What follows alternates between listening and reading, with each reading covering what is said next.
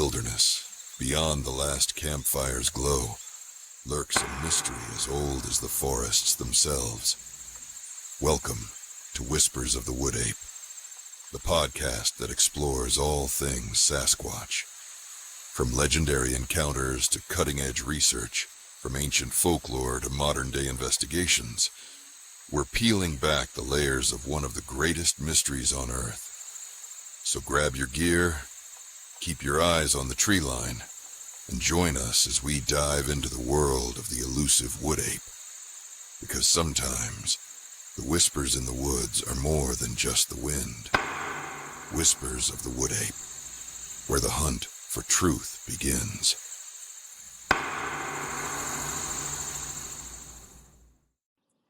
All right. So I'm with Jason Doc, and I'm going to say Doc. I'm going to call you Doc Weaver.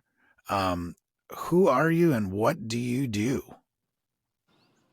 My name's Jason. Yeah, Doc. I'm a musician, singer-songwriter, part-time, aspiring, I guess, and dog whisperer, and whatever else comes about. And so you've got, all right. So basically, you and I found each other on TikTok, right? Yep, that's it was correct. TikTok, I'm pretty sure. Yeah, and so you reached out, and you have some Bigfoot encounters, and you're also a researcher, right? You would say. Yeah, researcher experience there. I don't do too much technical stuff, but yeah, I would call myself definitely a truth seeker. Definitely a truth seeker. Well, but you're a knower as well. Yeah, I call myself a knower term. For sure. Yeah. Okay.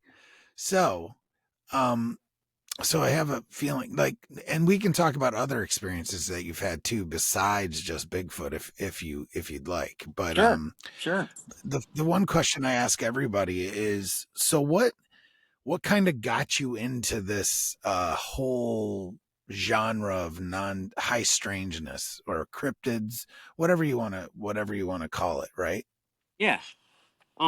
Great question. High strangeness has kind of always followed me. I've had experiences with things since I was a little boy, and ghosts or whatever you want to call it, elementals, things like that, things that we've been told for years that don't exist. And when you see something that you're told doesn't exist, of course you can't unsee it. Once you see it, you can't unsee it. Right. So I used to see things like that when I was little. We lived in a big old farmhouse in Chameau, as you mentioned. It was built in the 1880s, and it was kind of a really neat old place. And I used to have experiences there with a World War I, dressed in a World War I uniform, which appeared to be a World War I uniform as far as I can recollect. Had the flat hat and buttoned up to here, but he was. I never saw him wearing the hat. He only carried his hat. But he used to slip into my bedroom and sit on my bed, and I could feel him sit down on the bed, and I could feel him pat my leg, and kind of like as an assurance that I'm not here to scare you, that kind of thing. And so I had a run in with I see things like that. I used to see It's wild to talk about this stuff because a lot of it I have forgotten and stuffed really, but oh yeah, no, I get it. And as you get older, of course, I had an illness that a couple of years ago. I'm sure everybody knows probably what the illness was, and it impacted me a little bit. So I have a little bit more of a brain fog these days than I used to. But I've had high strangeness has kind of followed me around. I grew up in Sackett's Harbor, and Sackett's Harbor is like history's best kept secret. It's a really old town, and all the houses there are built, 1810, 1814, 1820s, and a lot of the big old houses. Yeah. And of course, the Madison Barracks has always played a integral part in my family. My grandfather was drafted. He got in some trouble in Sackett's years ago during the war.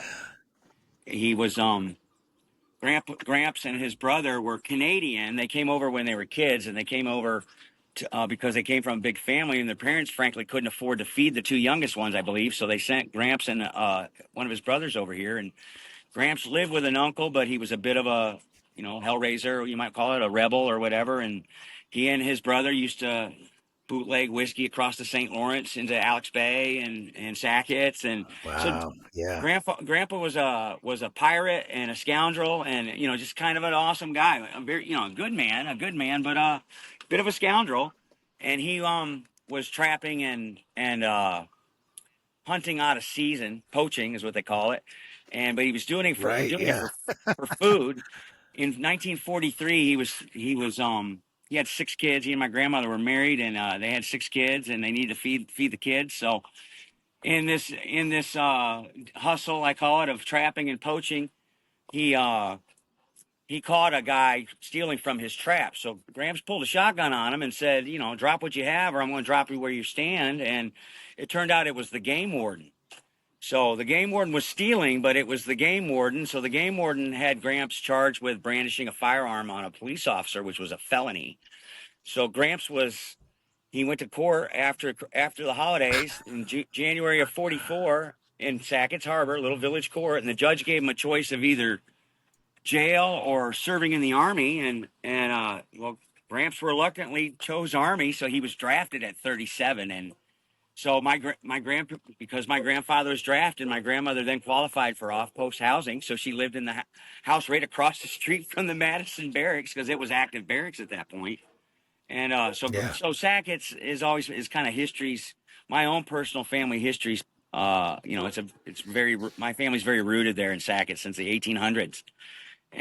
So there's a lot of strangeness there, as we were touching on in the Madison barracks. You mentioned that Oh yeah. you know this house or know the areas, and so I've always been intrigued, but I've always also seen things that I've been told weren't there.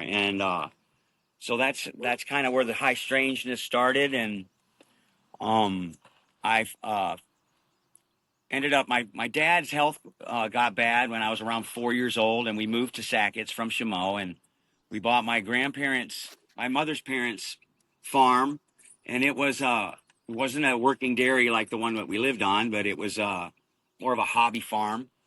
We raised cows for sale and for beef, and chickens and ducks and geese and guinea pigs, and we raised our own garden. We grew our own vegetables.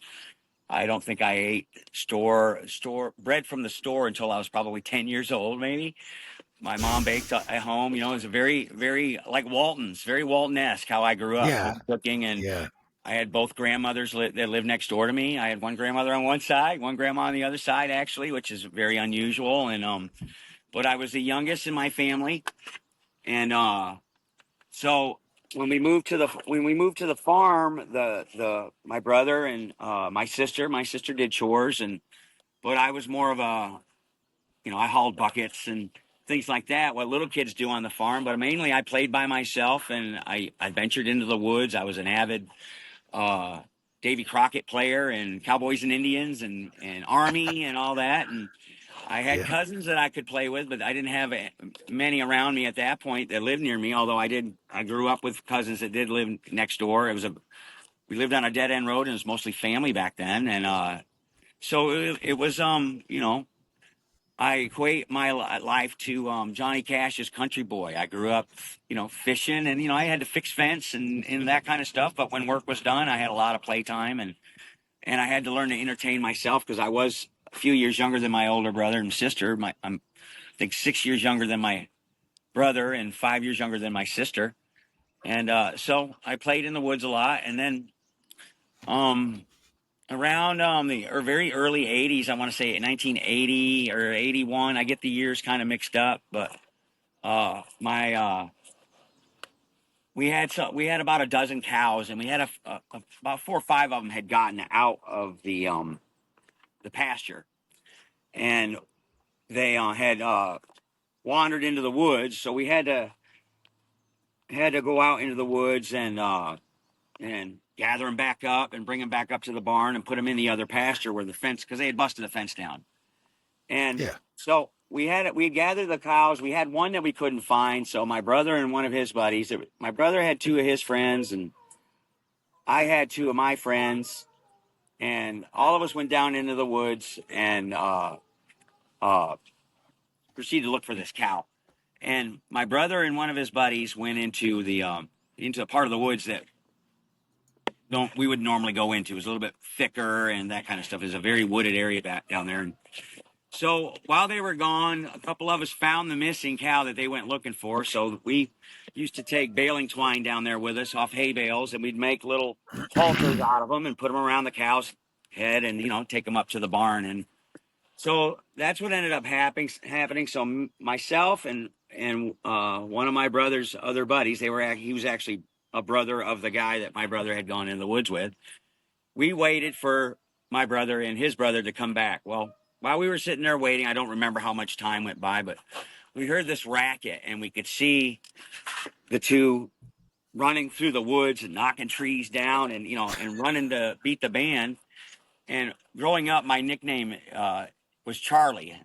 When I was a little boy, I had really light blonde hair, and my brother said I looked like Charlie Brown. So I became Charlie growing up because I looked like Charlie Brown. And my brother was like my hero. He's my big brother. He was a cool big brother. He took me anywhere I wanted to go where, most big brothers would make the little kids stay at home. My brother loved to take me anywhere I wanted to go. And I listened to him and I respected him. And I hear my brother go, "Charlie, run." So me and the other dude get up and we run up. We were down in a hill that was probably a quarter mile from our house. And we ran up the hill and we got to the house, all of us. We were all out of breath. And finally, one of the other guys asked Jack, "What are we running from?" And my brother says, "We saw monkey people. And we saw big monkey people." That's what he said, big monkey people. And one of them chased us. And so, of course, immediately everybody starts laughing at my brother, and I was close to my brother, and I'll never forget the look on his face. He laughed, but he looked like he had kind of messed his pants, and he didn't want anybody to know it. He had that look on his face.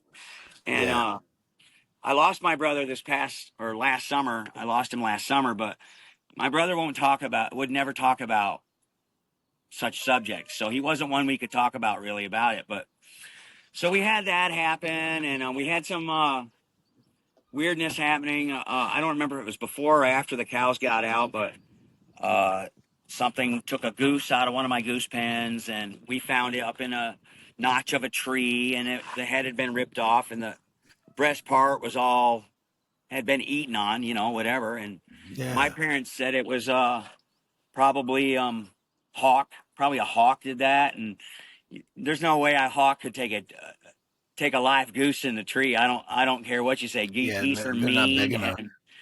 But anyways, that we kind of put it off to that, and so we had little weird things happening I had guinea pigs that would come up missing, and I had a guinea pig hutch, a rabbit hutch that had a door on the top, and it had one of those little slide and lock locks on it, and the lock itself was busted, so it was just a little empty deal. And so took a dowel or a piece of stick, and I formed a little whammy to keep the door locked because the rabbits could bop their heads up and not open the door, and they could get out, And I had rabbits and guinea pigs in these hutches, and I'd notice a guinea pig or a rabbit would go missing, and there'd be no, the lid would be open on the rabbit, but no other rabbit was out. And I thought, well, maybe one got out, and then like I said, a guinea pig would come up missing, and then another guinea pig would come up missing, and I was worried. I was scared. And my parents are like, well, maybe one of the neighborhood kids are messing with you, playing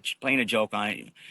And my parents are very pragmatic. And they, I always say their idea of monster was, hunger and Hitler, so they didn't have time for silly things, So they would always equate things to predators.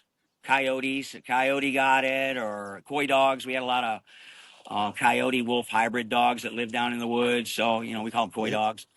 And so it became, that was an easy way for my parents to go, that's not weird, And then, so it was the following summer, And my mother's brother, my uncle, he had recently married my aunt, my step aunt. I'll call her a step aunt. And they had she had a son, and he was a couple of years younger than me. Well, we became buddies that year because they got married and they moved into the neighborhood. They built a house there, and so he and I became buddies. So I had somebody to play with and that kind of thing. And he and I went berry picking this one day, and how the property was set up. It was a dead end road, but there was a road that continued. It just wasn't maintained. It wasn't no gravel on it or asphalt or anything. It was mainly a tractor road, or we would use that road to access our property to harvest firewood and that kind of thing. Yeah, And right. so there was, you could go down this road and you go down I don't know how long, and then it would another little side road or trail would bear off to the right, and that road would continue on. And then you could take, when you bared off, you would take that path to the right, that would take you past our well house. And then right next to the well house was a field that we had clear cut.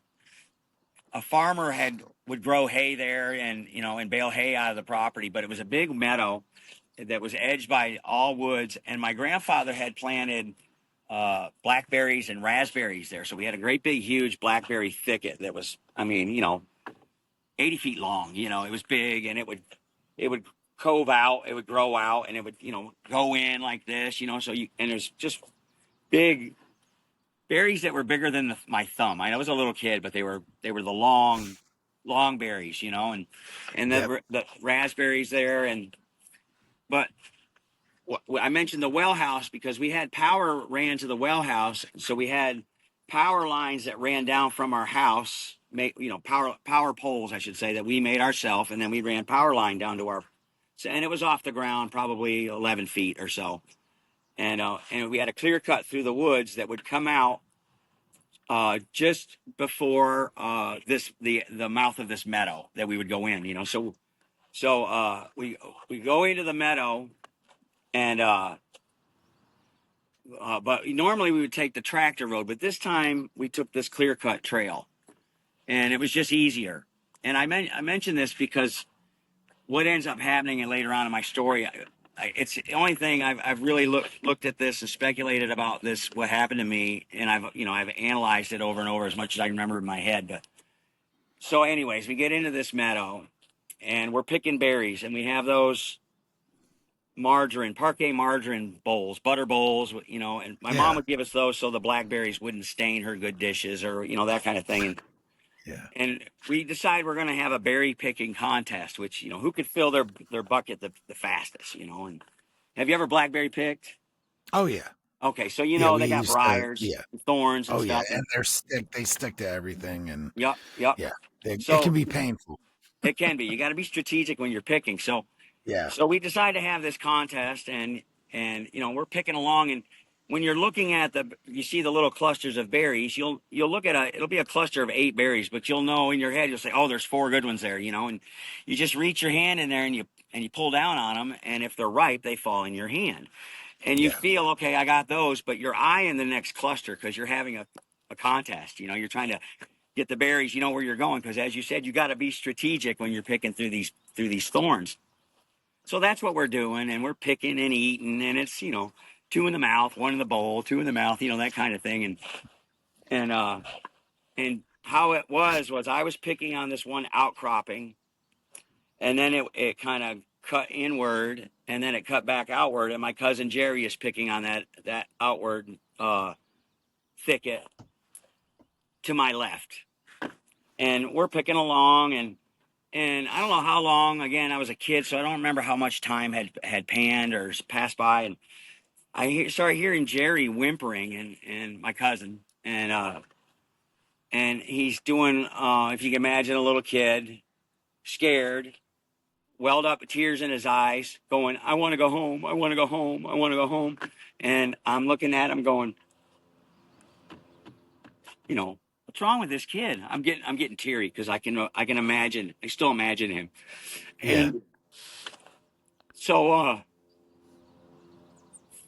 I continue to pick, and he's still whimpering and crying. And finally, he drops his bowl, and he just runs.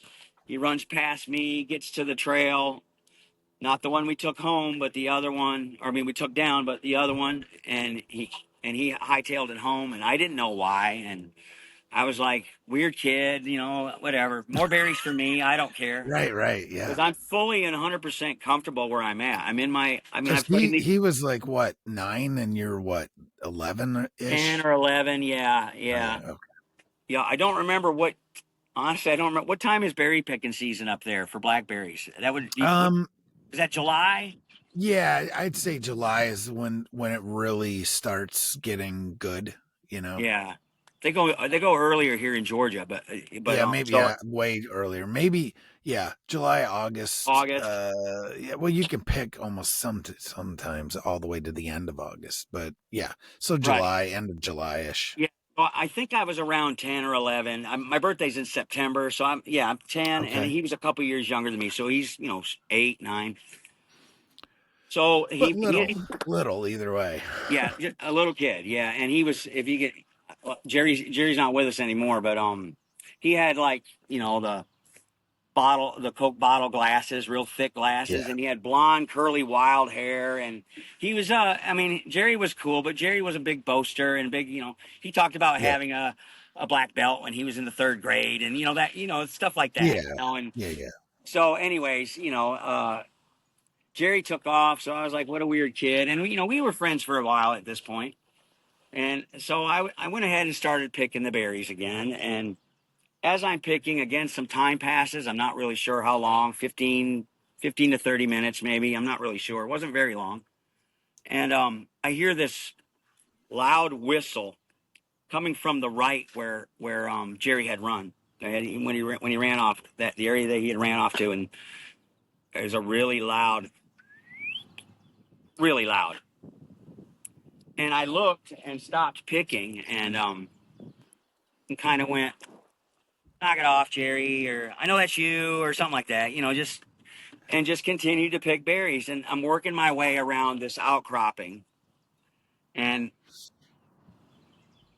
as I said, I got my hand in the bush and I'm pulling down the berries and I'm bringing my hand in. I remember sticking my hand into the bush and hearing the whistle. And so I turned my head to look again, and my hand is still in the bush. And I imagine I probably leaned back on my left and shifted a little bit or something. And I end up touching hair. And so I pull my hand back, and picking berries as a kid, I've touched birds sitting in bird nests, and Yeah, not meaning to. You're just reaching and picking. I've touched snakes that were sunning themselves. I felt the snake run across the tips of my fingers, and weird.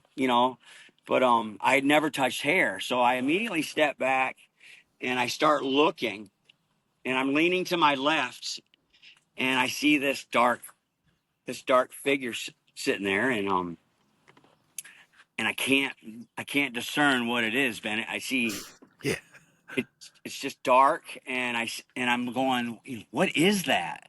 And it's all I see is dark, and it's shiny. The sun is shining on part of it, so I see a glisten, but he's dark, and I'm like, what the hell is that? And I look down, and I see it's 3 outside toes on its right foot, and then I see an ankle bone, and I see the ankle, and it's a little bit different color, a little bit lighter colored, and then I see where the calf and the thigh are squeezing together, and I see its shoulder part here, and I see this massive roll here and I see its ear, but every time I would lean, it would push its face into the upper part of its body into the thickets, like it wasn't allowing me to see it. That's the only way I can describe it. It wasn't trying to, yeah, and it didn't growl. It might have grumbled a little. I didn't hear any breathing. I didn't smell anything. But when I saw all that I was talking about, I remembered seeing the Patterson, what is, you know, what we know as the Patterson Gimlin film on In Search Of, Leonard Nimoy's In Search Of. And that's when I realized at that point, seeing the foot and seeing because you can see the bottom of that Bigfoot's foot in that Patterson Gimlin film, the edge of it, like looking down at the bottom of the foot. It looked like the toes weren't like a chimpanzee, but the way the hair will hang and like there's no, on the pad, there's no hair. It was like that. You could see Yeah. where the hair, I can see all of it still. I still see it.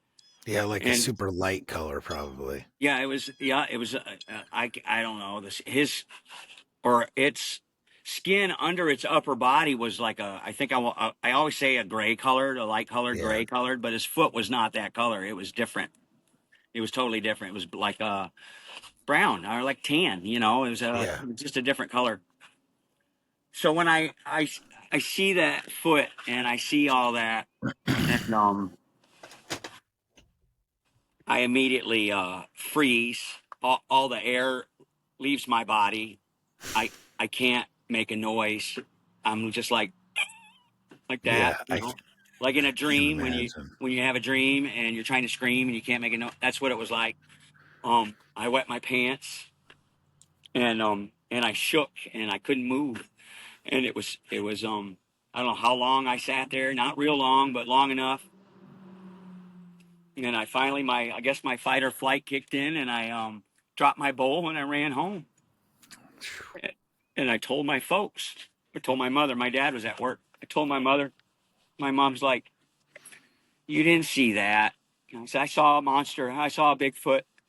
And she's like, "You didn't see a Bigfoot. You probably saw a dog or a deer, or again, one of the neighbor kids is playing a prank on you." And you know, I'm an artsy guy. You know, I'm a creative dude. When I was a little Yeah. kid, I would love to freehand copy comic book covers. I loved, you know, shading and foreshortening, and you know, I knew the body. I knew, you know, I knew what I was seeing was not a bear or a deer or a dog. I knew exactly what it was, and so you know, I started having nightmares. Um, I'd wake up screaming, scared of Bigfoot, and the big, even though in retrospect, even though the encounter was not threatening in any way, the beast or creature I saw didn't threaten me at all. I didn't, but the Bigfoot in my dream is like a charging silverback gorilla. It's got long, bloody teeth, and it comes out of the woods, Yeah. and it's trying to get at me as I'm trying to get to my grandmother's house, like Big Bad Wolf or something, you know. Yeah. And so, needless to say, I struggled with it. And my dad was a hardworking guy. And, you know, we lived on a farm and we lived in northern New York where there's two seasons, winter and the 4th of July, you know. That's So it. Yeah. we harvested a lot of firewood out of the woods. And I was terrified to go down there. And my dad would get so mad at me because I put up a fit because I didn't want to go in the woods. And my I don't know, summer before, my brother dropped a tree and the very top of it accidentally hit me. I was coming out from behind a truck and the tree was already in falling, and my brother said heads up instead of look out. He said heads up, and the very top of this tree hit me and knocked me down. I didn't get hurt, a little scratch on my face and knocked me down, but I think my dad thought that I was afraid that a tree was going to fall on me. And, you know, I would tell him, no, I don't want to go down there. So he would let me stand by the truck, and sometimes I'd just crawl under the truck. And when they would drop a tree and they would cut all the limbs off, my job was to go over and drag the limbs back so they could, you know, block cut it and pile it up. We would burn it, and I would run out and grab these tree limbs and pile them up real quick. And when I had everything caught up, I would run back under that truck, and um, it was awful. And so the following summer, June, my father died. My father died on the last day of school, and my mother grieved very hard for my dad. They'd known each other since the second grade. You know, they'd been married 28 years, and my mother grieved and grieved deeply and kind of. She didn't go nutty. She fell off. You know, she just grieved. She fell Yeah. into her grief, and I had to kind of grow up fast. You know, my sister was a senior in high school. My brother was already out of the house at that point, and you know, I had to grow up and let go of stuff. So when I would have the dreams or I'd have the fears, I would just stuff it. And you know, I started just like anybody that does that kind of thing. I started drinking and getting high, and you know, this went into my college years, and I would try to talk about it to people. Um, we had a family that lived in Sackets that they had one they would talk about it on the school bus. They had a Bigfoot that lived in their backyard, and they said we call him Critter. We feed him, we give him treats. We have a critter behind our house. We've seen him, and they were so I could talk to them about it. I didn't talk about it much, but I Right. could talk to them about it. And you know, what's interesting is, you know, we fast forward into my years now, or what led me into seeking these truths, so to speak.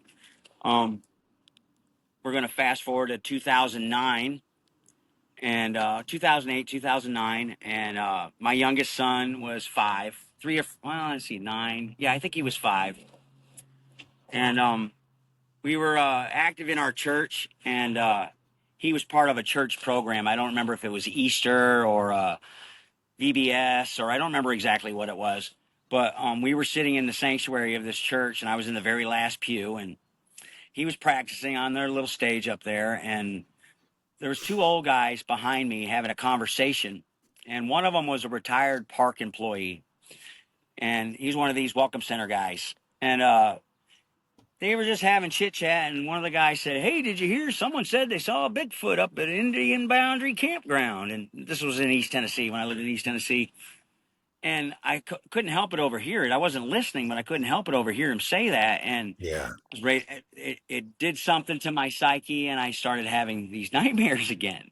So here I am at 40 years old, waking up terrified of Bigfoot, and I got mad. I got mad at it. I'm like, I don't want to live like this anymore. But you know, the entire time, all those years that I skipped over, I do want to say that I navigated my life in a way to where I was never surrounded on all 3 sides by woods ever. Yeah, If somebody said, that's what I "Hey," was just gonna ask. yeah, my going to the woods stopped. If I, as an adult, if somebody said, "I love to fish, I love fishing," and if someone said, "Hey, we're going fishing this weekend, you want to go?" I'd say, "Sure. What are you doing?" And if they said, "Oh, we're gonna, you know, my buddy's gonna take his boat, or we're gonna bank fish over here, we're gonna dock fish over here," I was in. But if somebody said we're gonna go up Citico Creek and, you know, and fish it down, I'd say, "Oh, my wife's got, her family's got something planned. I won't be able to do anything like that. You know, I can go out on the boat a couple Yeah, hours." right. But that's how I navigated my life as far as woods. I had a flat tire on the edge of the Cherokee National Forest one night at about 10:30, and I changed the tire. It's the fastest I've ever changed a tire. I was like, you know, I wasn't NASCAR fast, but I was fast, but I was terrified because I was just terrified, you know. Wow. So I decided to grab that fear by the horns, kind of a face your fears, live your dreams type of thing. And Yeah.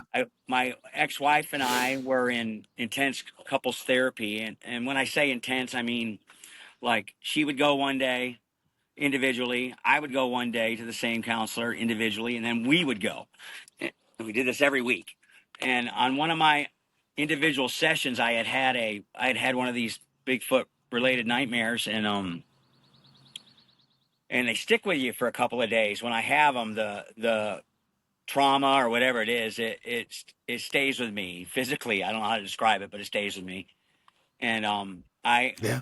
went to my individual session with this marriage counselor, and I said, "Hey man, I got to talk to you about something. It has absolutely nothing to do with my marriage." And he said, and that's when I told my story, what I just told you. And he was super cool about it. He was like, "You know, maybe find some other witnesses or people that have had similar experiences and talk about it. You need to talk about it, to more people. And so I ended Mhm. up Googling Bigfoot for the first time ever at 40 years old. And I had joined Facebook at that. Facebook was hot at that point, or had started at that point, and I had joined Facebook, and that led to a Facebook topic related group. And here we are. What is it? 16 years later. It's I've had the pleasure of meeting just about everybody in the field. I've camped with Bob Gimlin, and I've met the Finding Bigfoot guys, and I've done it's I avoided the subject for so long because of the ridicule. Because ridicule is not harmless. Ridicule is that'll make or break somebody. Yeah, no. And um and then to find out that Bigfoot has become such an integral part of our it's iconic now. I mean, Bigfoot advertisements, and Bigfoot's involved in everything now. It's still kind of chuckled about as far as people on the news, and oh, did you hear? And they chuckle about, oh, Bigfoot sure is busy. He gets all over the place, like it's one character or one person or one thing. Yeah. And when the impact of how, I won't say massive, but how large a population it really is, people are, they're going to be shocked. They're going to be shocked. And, Yeah. And this is what ended up happening with me as far as the Bigfoot. I'm not a big researcher, but I hang out with researcher guys. I know I have BFR friends, and, post COVID, I kind of stepped away from a lot of it, during, after COVID and whatnot. I haven't been in the woods or as active with it or with the subject as much, but I'm still willing to talk about it because it impacted my life. And as I mentioned before, I don't blame Bigfoot for all of my adult issues, but my ability to process things on an emotional level was deeply impacted by it. And it's something I had to work through, and I'm still working through a lot of it. As you can see, it's easy for me to go back.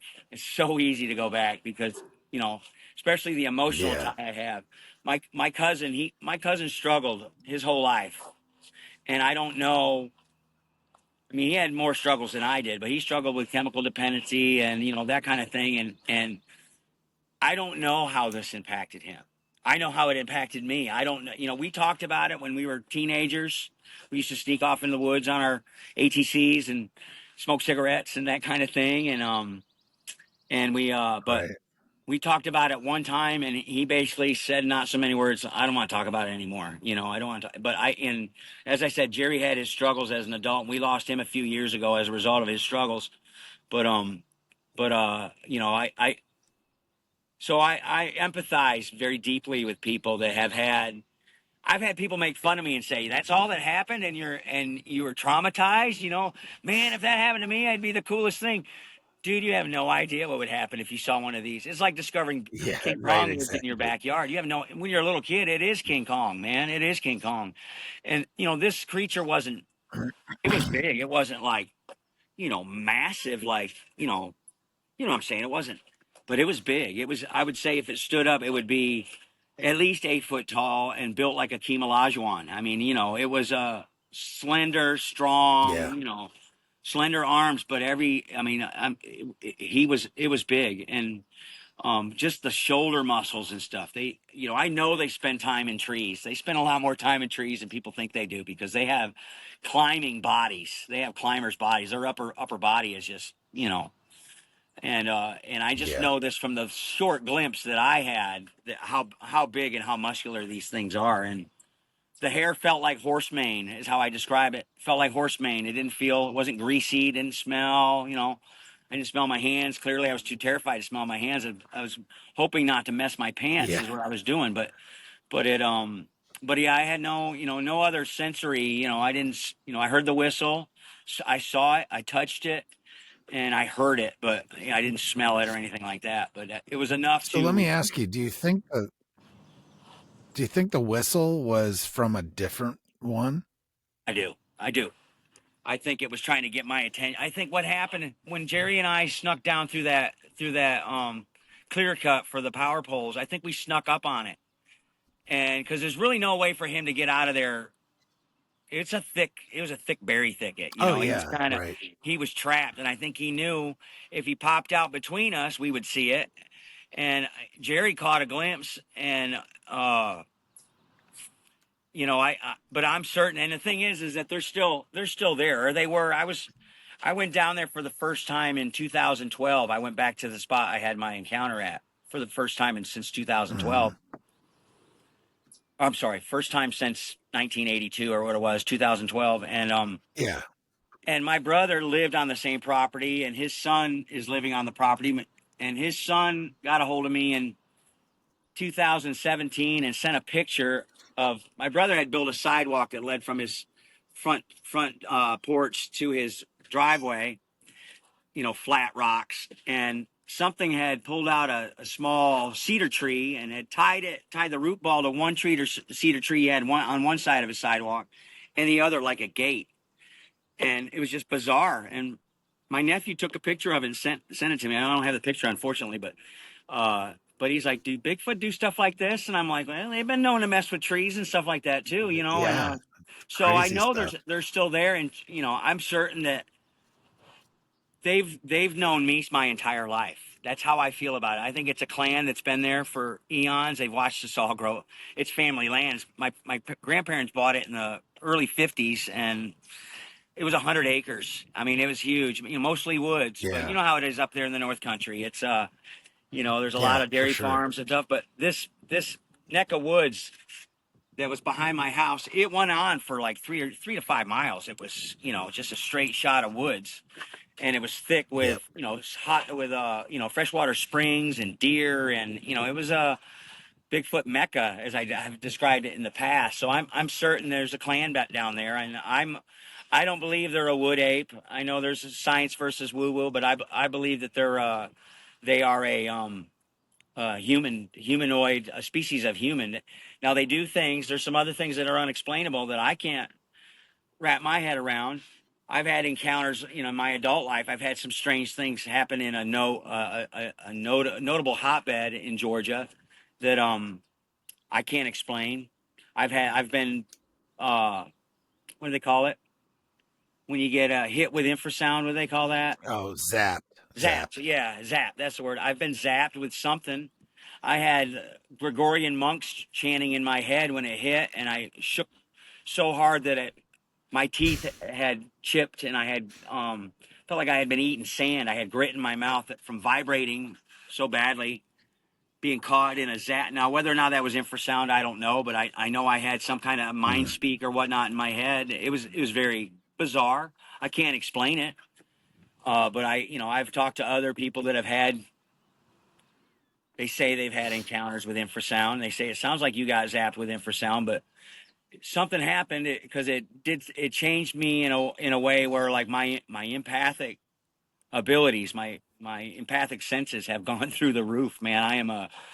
I'm very, very sensitive. And this is just here in the last. That was in 2017. That happened when I camped with Bob Gimlin. That was the same camping uh, event that we did. That was the same time that happened. It changed. It was weird. So I've had some weird things happen, but that's my story. I mean, I haven't been in the woods in a couple of years, really not heavily, but I don't go out there. People will say, you know, do you want it? I also get tickled when somebody say, "Man, I can't wait to see one." And I always say, be careful yeah. what you wish for, you know, because Yeah.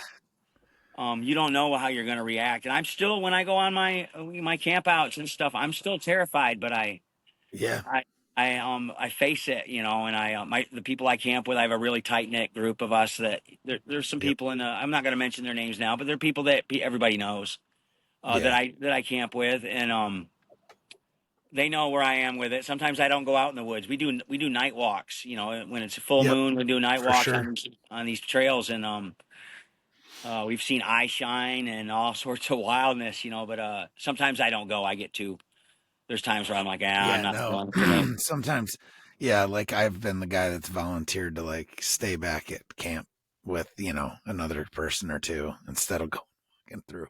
But I have gone out. Yeah, I have issues as well. I know exactly what you mean. I yeah, I had an incident when I was real young, and man, phew, it's something. So, yeah, man, I get it. I get it. Cause I take a lot of precautions when I'm camping to keep them off, like at night, especially. Um, so I don't. I totally understand. My fear of Bigfoot has kind of been I don't know, diminished a little bit, mainly because of David Politis's missing 411 stuff. That stuff is just Yeah. weird, man. And now I'm not Mm, comfortable. Like I said, I recently, my girlfriend, she got a book about hidden waterfalls in the Smoky Mountains in Western North Carolina. And she's like, let's go find some of these waterfalls. And I'm like, she says they're hidden gems, like they're just, a few feet off from a parking spot on a yeah, they're Forest hidden, all Service right. road. I'm like, maybe, but Yeah. I have to be okay with, I'm not that doesn't Bigfoot doesn't scare me anymore. It's not the scariest thing on the planet anymore, as far as I'm concerned. No, But they no. do. They I still. could tell you. Yeah, go ahead. I was just gonna say they still terrify me. Don't get me wrong. I'm still scared of them, but they're not the scariest thing on the Yeah. planet. I think so. Yeah, so I was in an interview the other night, and then we talked about Dogman a little bit. And I haven't seen one. I hope I never do. But Same here. I can tell you that I have a visceral reaction just when I think about it. Like if I were to see one of those suckers in the woods, Oh, dude. Ugh. I'd be a hurting unit probably. Yeah, I have a real I good mean, friend that is a researcher in Kentucky, and he actually has a habituation situation with dogmen right now, or he has in mm, the last couple of years. And he's like, once you get past their rough edges, he says they're really very friendly. I'm like, come maybe on, bro. I probably watched American Werewolf in London too many times or something. But Probably. Yeah. those Yeah. they do terrify me. But I've seen rake. I saw a rake when a rake character or a rake Yeah. Yeah. I do. creature. I do. Absolutely. I saw one of those at that old farmhouse we were talking about earlier in my life. I saw one of those. Mm, It crawled up the side of my house. It came in through my bedroom window, and it was another thing. I mean, would you like me to tell you about that? Would you like to hear sure. about that? Okay. Yeah. It was strange. Let's, What's that?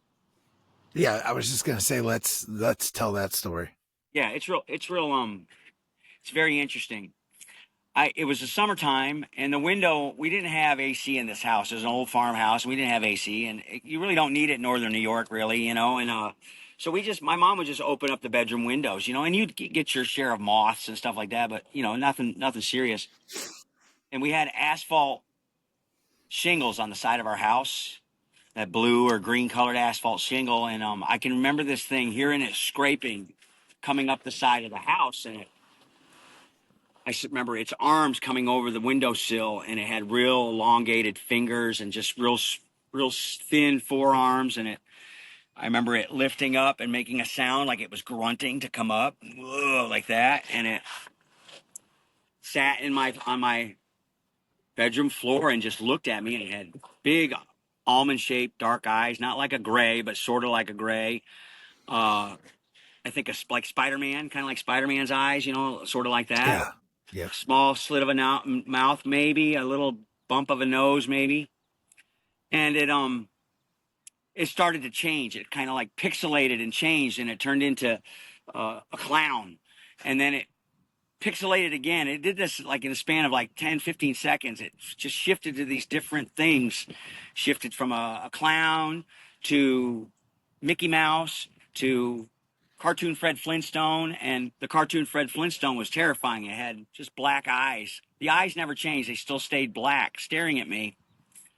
And when the last figure it turned into, I don't remember which one it is now, but I think it was Fred Flintstone. But when it turned into Fred Flintstone, I pointed at it and said, I still see you, or something like that. And it started to kind of make its way towards my bed, and I yelled out for my mother.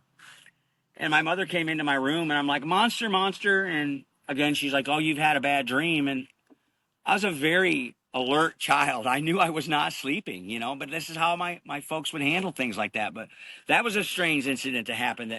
And if anybody knows what I'm talking about, I've always described it as I've described it, but it looked like what people have said a rake looks like, but I've Yeah, seen a lot of right. different renditions, but that was probably one of the scariest things I've ever. It was scarier looking than the Bigfoot because I saw its face, and I honestly think that that's why the Bigfoot didn't let me see it. I think it was it was afraid its face would terrify me. I think I really do. I don't know. I might be personifying it too much, or I don't know, but Yeah.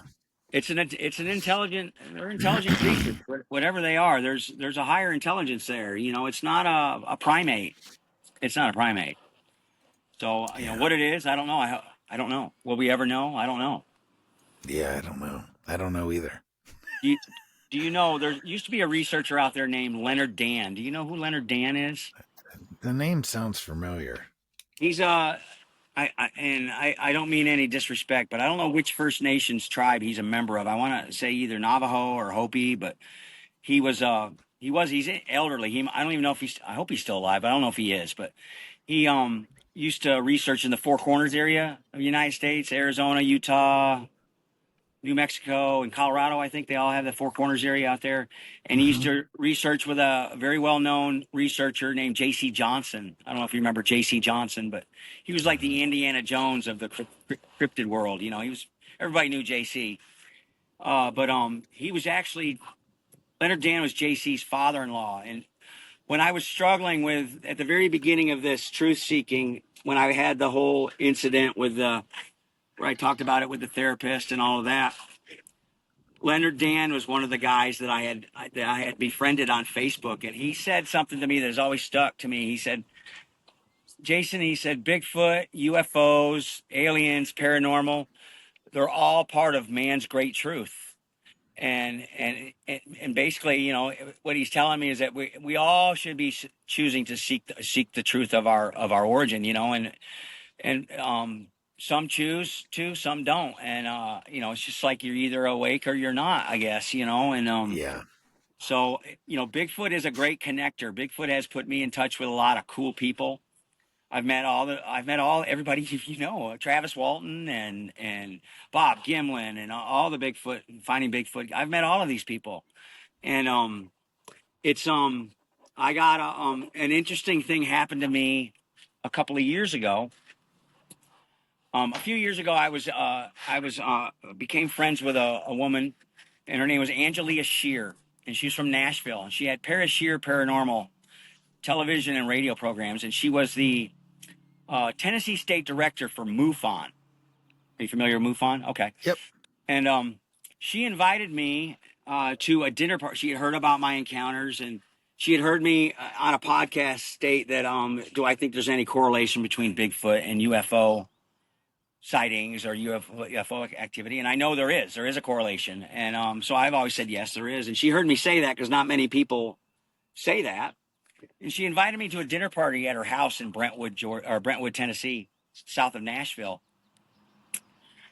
And so we come to this dinner party, and it's a kind of an interesting group. There's psychics there, and there's UFO abductees, and Travis Walton was there. If you know Travis Walton, Fire in the Sky Hmm. author, and Hmm. he was there, and so we're like like a pre-cocktail appetizer little get together, and this psychic or one of the psychics or the mediums that was there, we're having small talk, and she says, "Well, Angelia's husband is Merle Haggard's son, right?" And I went, "What?" His name's Dale Houston. And I'm like, I was friends with him too. I'm like, "Dale's Merle Haggard's son?" And they're like, "Yeah." And he is. He's one of Merle Haggard's sons. So, as I said, Bigfoot's a great connector. Yeah. I've met so many awesome, cool people, and so I guess my moral is of that is, when you finally decide to embrace your truth, how kooky it is, embrace your truth.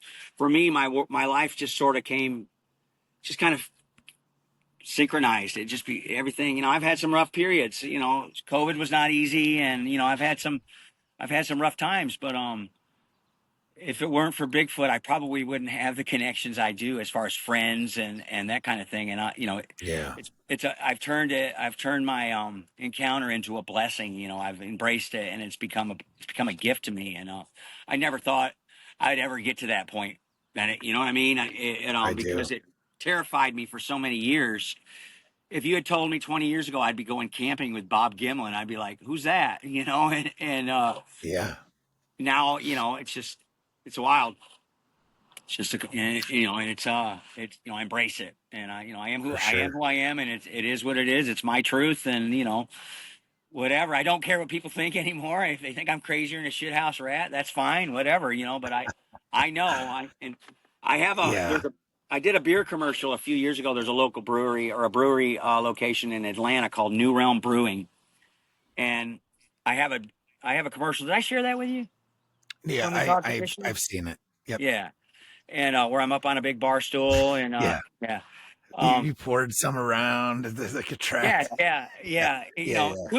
kooky as heck, and you know, Yeah. just a little side note there. I don't do any of that stuff. I don't put up trail cams or any of that stuff. Yeah. Right. No, I I go gotcha. camping with my friends. We play guitar, we tell stories, and we go on night walks. And sometimes we have activity. Sometimes it's a massive. Sometimes we get stones thrown at us. Sometimes they steal stuff from our campground. But it's you know, I've had a lot of fun, and I've embraced it, and I try to like, I always share my story because I don't want anybody to feel like they can't talk about it.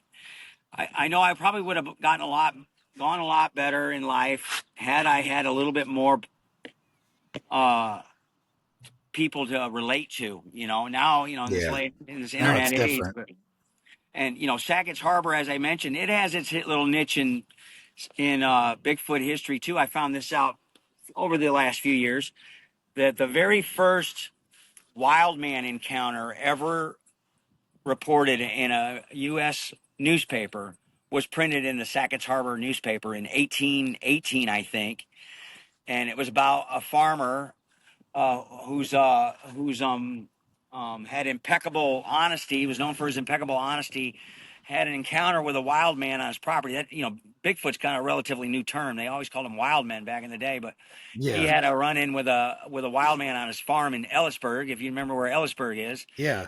And but yeah, that so Bigfoot, Sackett's Harbor has its little niche in Bigfoot history too, which is kind of interesting. You know, just bringing it back to what you know we were talking about Sackett Absolutely. earlier.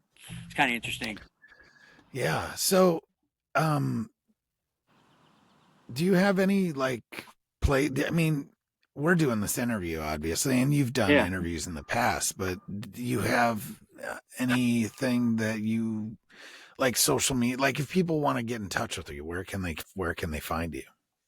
I have just TikTok right now, and you can find me Doc Weave 368 plus one. I was kicked off of there once. It was Doc Weave 369, so I had to change it up a little bit. But I get I've been kicked off of Facebook. I don't know 4 times. I stopped Yeah, right. pursuing that. I'm thinking about going back to it. A lot of I'm a musician, as I said, in a lot of venues that I play at.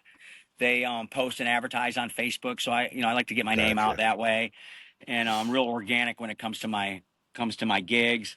But TikTok you can find Doc Weave 368 plus one. That's probably the best way to get a hold of me as far as social media is concerned. I have a YouTube channel, but it has nothing to do with Bigfoot. It's mostly my music stuff, and it's not very Gotcha. active. But Yeah, but still, TikTok's the people can. place. Yeah, gotcha. Well, that's where we found each other. So, Yep, yep, sure is. yeah. So awesome. I appreciate you coming on, man. Yeah, man, And this is telling your great. I story. appreciate you. Absolutely.